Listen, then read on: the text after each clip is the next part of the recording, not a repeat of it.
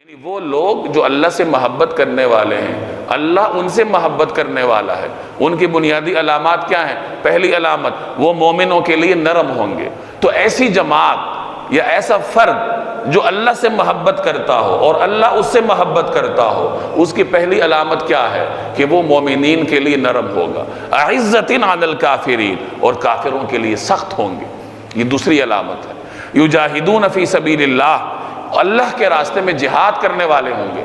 वला यखाफून लौमत लाइम, और किसी मलामत करने वाले की मलामत से नहीं डरेंगे।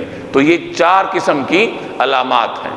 मोमिनों के लिए नरम, दीन के दुश्मनों को सख्त रद्द अमल देना, उनके लिए सख्ती, अल्लाह के रास्ते में जिहाद करना, दीन के रास्ते में हर किस्म की मशक्क़त करना, हर किस्म की जिद्दोजहद करना, और दीन की जिद्दोजहद के रास्ते में किसी मलामत करने वाले की मलामत से न डरना।